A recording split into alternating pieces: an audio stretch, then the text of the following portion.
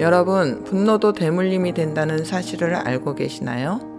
안녕하세요. 함께 사는 세상 TV 이미숙입니다. 말 중에 해서는 안 되는 말이 싸움 구경이 제일 재미있다는 말입니다. 왜냐고요? 모든 싸움은 분노에서 시작되기 때문입니다. 그리고 분노는 폭력으로 이어지게 되고 극에 달한 분노는 살인을 부를 수도 있기 때문이죠. 저는 오랜 세월 신앙생활을 했으면서 제 마음에 있는 분노를 해결하지 못했었습니다. 저는 형제들 중에 분과 짜증이 제일 많았던 사람이었습니다. 내 마음에 조금만 들지 않으면 동생들을 때리고 못 살게 굴었으니까요. 동생이 잘못하면 화가 나서 구석으로 몰아넣고 뺨을 사정없이 때린 적도 많았습니다. 그 덕분에 동생들에게는 호랑이 같은 누나, 언니가 되었습니다. 또 동네 어린아이가 우리 집에 몰래 와서 물건을 훔치다가 제게 들켜 뺨을 얻어맞기도 했죠. 도둑질은 어릴 때 반드시 고쳐야 한다. 혹은 의로운 분노다 말씀하실 분도 계시겠지만 또 내 딴에는 도둑질이 나쁜 일이라고 생각해서 한 일이지만 그것은 엄연한 분노이고 폭력입니다. 그리고 이 분노를 해결하지 않고 배우자를 만나 가정을 이루고 살면 그 분노는 고스란히 내 자식들의 몫이 되는 것입니다. 부모에게 분노가 있으면 그것은 그대로 자녀들에게 대물림이 됩니다. 부모가 자녀들 앞에서 분을 낸다면 자녀들은 어릴 때는 힘이 없어 자기에게 불똥으로 튀는 부모의 화를 고스란히 받다가 장성한 후에는 자기가 겪은 분노를 그대로 뿜어냅니다. 저의 가정은 신을 믿으면서도 이러한 사실을 알지 못했습니다. 아이들 앞에서 부부가 싸우고 시부모와 며느리가 싸우고 이런 환경에서 자란 내 아이들은 무엇을 보고 배웠을까요? 어른들이 분내며 싸우는 것을 고스란히 습득하며 자랐을 것입니다. 그리고 어느 날 자신의 마음에 들지 않으면 보고 배웠던 것들을 그대로 표출하게 되겠지요. 저의 가정에서는 저와 시부모의 분노를 큰딸이 그대로 하는 것을 보고는 충격을 받았습니다. 집안에서는 시아버님의 분노와 나의 분노로 인해 잦은 싸움을 하였습니다. 시아버님은 화가 나면 밥상을 둘러엎고 며느리는 옆에서 씩씩거리며 대들고 아이들은 그런 할아버지와 엄마를 보면서 두려움으로 떨어야 했습니다. 또 시부모에게 받는 스트레스를 고스란히 아이들에게 풀다 보니 아이들이 조금만 잘못해도 아이들을 훈육한다는 핑계로 시부모 앞에서 아이들을 야단치고 매를 들었습니다. 자기 물건을 잘 잃어버리는 둘째 딸에게 빨리 찾아오라며 소리 지르고 아이를 집 밖으로 쫓아버립니다. 지금 같으면 아동학대죄로 고발당했을 것입니다. 옆에서 듣고 있던 시아버님은 아이를 너무 다그치지 마라 하시고 시어머니는 크면 다 할 텐데 너무 야단치지 말라며 도리어 애들 앞에서 저를 야단치는데 자존심이 상해 시부모가 들으라는 듯이 아이들을 향해 더 소리를 지릅니다.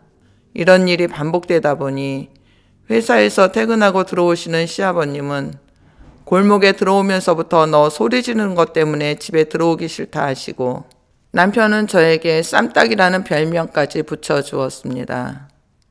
이렇게 못됐던 제가 하나님의 사랑을 받고 마음에 쌓여있던 분노가 해결되었습니다. 하나님의 음성도 듣지만 하나님을 피하여 선악의 죄 사이에 숨어 사망 안에 있던 내게 하나님은 생명 안에서 평안을 누리며 영원한 생명을 소망하며 사는 사람으로 바꾸어 주셨습니다. 하나님의 사랑이 들어오고 내게 있던 분노는 사라졌습니다. 어느 날 교회에 있는데 시아버님으로부터 전화가 왔습니다. 빨리 집에 오라는 것입니다. 무슨 일인가 싶어 집에 가보니 식탁 의자는 박살이 나 있고 시아버님과 저의 큰딸이 서로 씩씩거리며 소리를 지르고 한바탕 싸움이 일어난 후였습니다.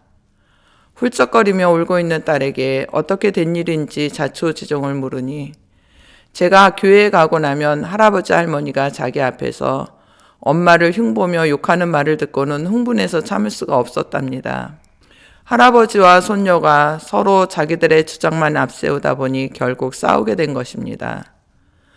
사연을 듣고 나니 제가 신앙 안에서 얼마나 잘못 살아왔는지 시아버님께 그리고 딸에게 너무 미안하고 죄스러웠습니다. 하나님의 사랑을 받기 전에 이런 일이 있었다면 지금쯤 저희 집안은 아마도 온전치 못했을 것입니다. 각각 흩어져 살았을지도 모릅니다. 그러나 하나님의 사랑은 저를 변화시키면서 가족들까지 변화되는 기적을 이루셨습니다. 제 안에 있던 분노가 사라지면서 그 후로 집안에서 싸움이 완전히 사라졌습니다. 교회를 다니면서도 누구보다 하나님을 사랑한다고 하면서 어째서 이런 분노의 마음을 가지고 있는 걸까요? 하나님을 사랑하는 사람은 자기 가족을 사랑해야 한다는 말씀을 들으면서도 왜 내 마음에 있는 분노는 그대로 있는 걸까요? 전에는 예수를 믿었는데도 왜 마음에 있는 분노 하나 해결하지 못했을까요? 신중의 신인 하나님의 사랑을 받아야 나에게 있는 분노가 해결될 수 있다는 것을 몰랐기 때문입니다. 하나님의 사랑을 받고 기도하다가 분을 내는 것은 자기 생각과 뜻에 맞지 않으니 사람을 선과 악으로 구분지어 놓고 판단하는 행위라는 것을 깨닫게 되었습니다. 이런 선악간의 판단은 저주받은 인생이라는 것입니다. 그리고 이 저주가 고스란히 자녀에게 대물림한다는 것을 알게 되었습니다. 이런 분노가 심각하게 생각한 적이 없던 시절도 있었지만 지금은 그 분노가 도를 넘으면서 분노 조절 장애라는 말도 생겼습니다. 분노는 자기 뜻대로 또는 말대로 되지 않으면 화가 나는 감정이죠.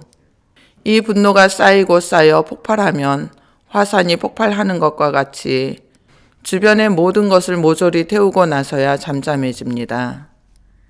그런데 문제는 다 타버린 것을 다시는 회복할 수가 없는 것입니다. 나를 예전처럼 다시 봐주기를 바라지만 나의 마음에 있는 분노를 알기에 가까이 다가오는 것을 꺼리게 되는 것입니다. 사람들은 내 곁에 오기를 거부하게 되는 것이죠. 세월이 흐르면서 결국 혼자가 되는 외로움으로 살아야 합니다. 이러한 분노는 사람을 멀리 떨어뜨려 놓습니다. 사람과 관계를 깨뜨려 버립니다. 그래도 그 속에서 살아보겠다고 발버둥 치지만 내 마음에 있는 분노가 사라지지 않는 이상 평안이 없는 굴곡진 삶을 살 것입니다. 당신은 어떤 삶을 살기를 원하십니까?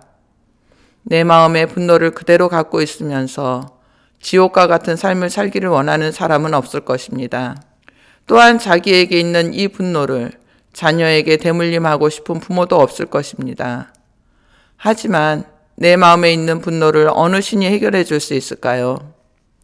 오직 나에게 있는 모든 문제를 해결하실 수 있는 분은 사람을 창조하셨기에 사람을 너무나 잘 알고 계신 유일하신 하나님 한 분뿐입니다. 많은 그리스도인들이 신을 믿으면 천국에 갈 수 있다는 말은 하지만 마음에 분을 품고 사는 이상 삶에서 천국을 이루며 살 수 없습니다. 내 마음에 기쁨과 평안이 있으면 천국이 될 수 있고 내 마음에 분노를 품고 있으면 지옥이 될 수도 있습니다. 그래서 마음이 편안하지 못한 사람들이 사는 게 지긋지긋하다는 말과 지옥 같다는 말을 자주 쓰기도 한답니다. 마음의 분노에서 해방되는 기적을 이루기를 원하십니까? 하나님의 기적은 당신의 선택에 달려 있습니다. 하나님은 지금도 당신이 하나님의 사랑을 선택하기를 기다리고 계십니다. 그리고 그 선택에 대한 보상도 준비하고 계십니다. 내가 무엇을 선택하느냐에 따라 나의 운명도 달라질 수 있습니다. 신을 믿어야 하는 이유를 알고 싶으신 분이나 신을 믿지만 아직도 내 삶에 기적이 나타나지 않는 분은 연락 주세요. 조금이나마 당신에게 도움이 되고자 합니다. 지금 이 순간에도 당신과 나와 함께 하시는 하나님, 그분만이 사랑의 주인이신 유일하신 신 중의 신이십니다. 여러분의 생각을 알고 싶습니다. 댓글에 올려주시고 구독과 좋아요, 알림 설정 부탁드립니다. 하나님은 당신을 사랑하십니다. 오늘도 행복하시기를 축복합니다.